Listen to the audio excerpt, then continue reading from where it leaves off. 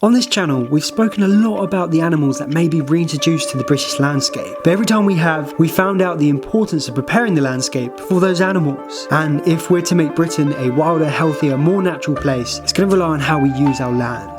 But more specifically, it's going to rely on how we change the use of our lands. And rewilding isn't just important to the reintroduction of animals, but it's also integral to fighting climate change. You see, it's just not enough to rely upon technology to find ways to reduce carbon into our atmosphere. We need to fall upon nature to capture carbon too. And in this video, I want to explore the ideas behind how we can rewild the British landscape and why right now there's such a great opportunity. And I want to give you some actionable advice so we can all start making a difference today.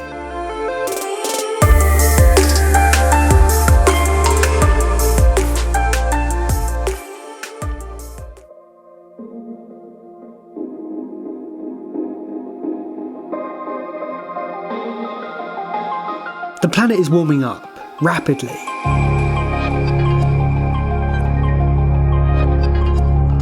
Records clearly show that over the past century, humans have greatly increased the rate of global warming. This is predominantly due to the widespread destruction of our natural habitats and of course the burning of Earth's fossil fuels. These behaviours attribute to what's known as the greenhouse effect upon Earth, which is where the sun's rays pass through Earth's atmosphere. Some rays are deflected out into space, but some are retained within Earth. The Earth's atmosphere is ever growing thicker due to the amounts of carbon being released by human activities. This, coupled with the destruction of our natural carbon stores, results in more carbon and Earth retaining more heat from the sun, and therefore Earth's temperature rises. Now, these effects that global warming will have upon the Earth has been described as catastrophic. Fundamentally, it's going to change the way that we live our lives. It's going to make it harder to produce food. Certain regions will become uninhabitable due to rising sea levels or becoming dangerously hot, and it's likely to be the poorer people of the world who will suffer the most as they cannot adapt.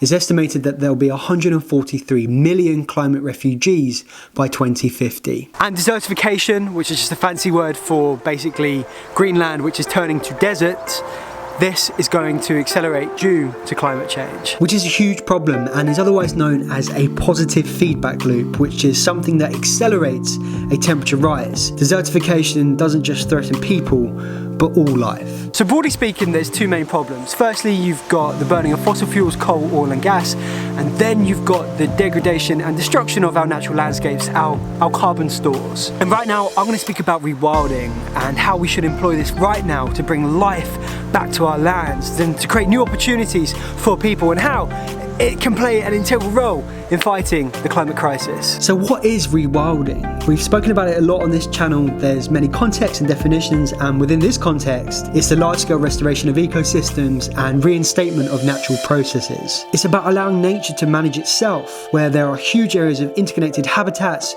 with minimal but not being entirely shut off from human intervention, ensuring that humans and nature can not only coexist, but also thrive. You see, when you really start thinking about using rewilding as a way of managing the landscape, you can start to get really excited. And right now, the UK is in a really strong position to start rewilding. Since leaving the EU and the Common Agricultural Policy, the UK has begun to devise its own way of managing its land. CAP and countryside stewardship are outdated and tied to an agenda of producing the highest yields as possible with less emphasis on the environment. As part of the Agriculture Act 2020, the ELM scheme has been born, and it's certainly in its infancy, but it's looking like a much more holistic approach to facilitating landowners to manage their land for rewilding and biodiversity. So it is still certainly in its infancy, but it's really positive. And a question I have now is, how can we really make this happen? Who's going to be the driving force? The organisation Rewilding Britain have put forward a model of payments that prioritises carbon sequestration through restoring ecosystems. Alongside this, they're calling for a mandatory economy-wide carbon pricing scheme, meaning every industry is accountable for their carbon and the money can be put back into the system. This would initially help boost the creation of habitats, as well as making companies shift to net zero carbon emissions. by which point many of the ecosystems would have established and require less funding. After all, creating a price for using carbon should only really be a short-term approach, as if you give people a chance to throw money at something to make it go away, they'll do that and keep on with the damaging processes. And finally, they're calling for a holistic approach across sectors, landowners, communities and organisations to work together and really maximise the many benefits of rewilding. But also they've acknowledged that this doesn't have to happen all over the country. It should really only take place on the more unproductive farms and lands that are already considered to be valued ecosystems for rewilding. Fundamentally, they're providing the framework to keep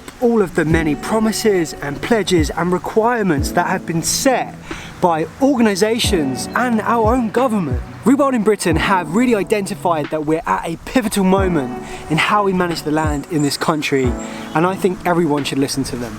So, what ecosystems does the UK currently have, and how can we go about rewilding them further? Let's start with woodlands. We need more native woodlands across the UK. Not only are they great at capturing carbon, but they also provide the foundations for a lot of our biodiversity. Native woodlands can be created through planting and encouraging suitable species, while alleviating pressures of grazing and other detrimental land uses. Peatland makes up around 10% of all UK land cover, and around 75% of it is degraded. Healthy peatland is generally a low-lying boggy mass of vegetation, mosses and heather. It's very good at sequestering carbon, but for years, much like other ecosystems, we've degraded it through draining, burning, overgrazing and land use change. A big problem with degraded peatland is water running off too fast, so reprofiling the land is a way to retain the water. Unhealthy peatland actually releases a lot of carbon, so it's very important that we get to work fast. There's also salt marsh, which is great at sequestering carbon and provides core habitats for a lot of marine life. The other habitats include grasslands, ponds, lakes and offshore ecosystems such as seagrass meadows. Now these all play a critical role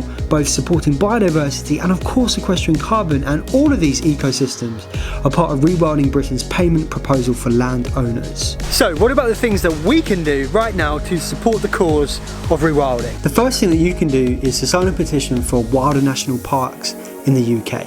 You'll find the link to this in the description. So secondly, and I think most simply, is that we just have to start having conversations. Conversations and ideas lead to action, and action leads to change. So go out and talk to whoever will listen to you about the possibility of seeing links in your local woodlands or something. Plan a trip with a friend to a rewilding site in the UK. You know, start talking and let's see what can come of it. Look to your own space, right? You might be like me and have a very small garden, or you might have a whacking great estate.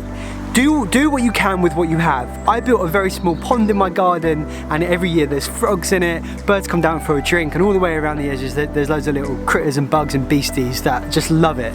So think about what you have and really look to maximize it. It's just very important that as individuals we do what we can, because when we come together it makes such a big impact. And you know, finally, I would say that you should support individuals and organisations who are trying to do good for the environment and for rewilding. So I encourage you to support Leave Curious in any way that you can, and also go in the description of the video because I've linked loads of great people and organisations that are doing really good work for Rewilding Britain. And one creature that's going to do so much great work to rewild Britain in the future is the beaver. So watch that on the screen now. Thanks for watching. Live curious.